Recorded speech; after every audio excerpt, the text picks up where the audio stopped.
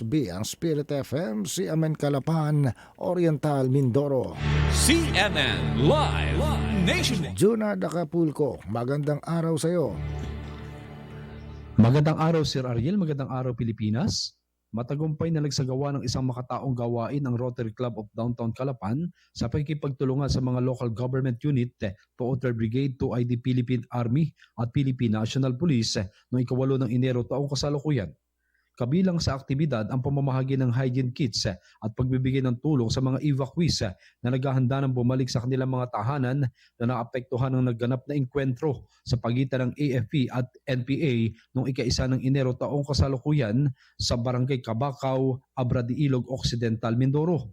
Layunin ng aktibidad na suportahan ang mga pamilyang naapektuhan ng sapilitang paglikas sa pamamagitan ng pagtugon sa kanilang agarang pangangailangan at sa kalinisan at sanitasyon. Ayon kay Brigadier General Melencio Ragudo, sa pamamagitan ng pamamahagi ng hygiene kits, pagtulong sa mga evacuees sa kanilang pagbabalik sa mga tahanan, umaasa silang makakatulong sa kanilang pagbangon ng may dignidad at muling pagbuo ng kanilang buhay matapos ang mapanghamong karanasang ito.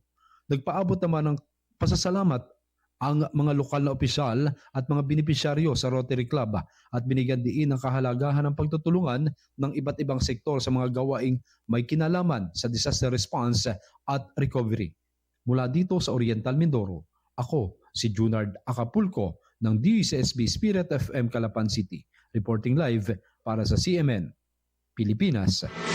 CNN Live Nationwide. Maraming salamat, Junard Acapulco, mula po sa impilan ng DCSB, ang Spirit FM, CMN Calapan, Oriental Mindoro.